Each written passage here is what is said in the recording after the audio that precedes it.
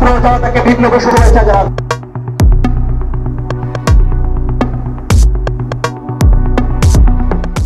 ঢাকা বিশ্ববিদ্যালয় কেন্দ্রীয় ছাত্র সংসদ নির্বাচনে শীর্ষ ৩ পদে বিজয়ী হয়েছেন ছাত্র শিবির সমর্থিত প্যানেল। এই নির্বাচনে ভিপি, জিএস এবং এজিএস পদে বিজয়ী হয়েছেন যথাক্রমে মোহাম্মদ আবু সাদিক, এসএম ফরহাদ এবং মহিউদ্দিন খান।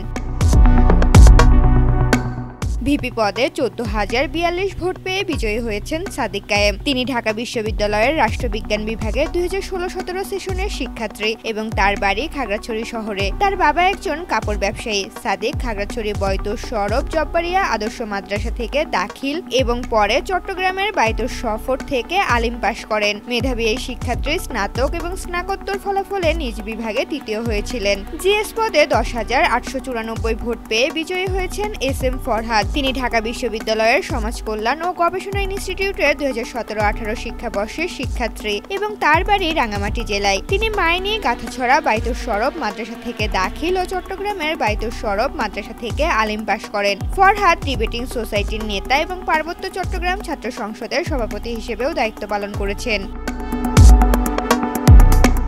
এজিএস পদে ৯,৫০১ ভোট পেয়ে বিজয়ী হয়েছেন মহিউদ্দিন খান। তিনি ঢাবির লোক প্রশাসন বিভাগের ১৮-১৯ সেশনের শিক্ষার্থী এবং তার বাড়ি জয়পুরহাট জেলায়। তিনি স্নাতক ও স্নাতকোত্তর উভয় পরীক্ষাতেই প্রথম শ্রেণী লাভ করেন। এবারের ডাকসু নির্বাচনে মোট ভোটার ছিল ৩৯,৮৭৪ জন। ২৮টি পদের বিপরীতে ৪৭১ জন প্রার্থী প্রতিদ্বন্দ্বিতা করেন।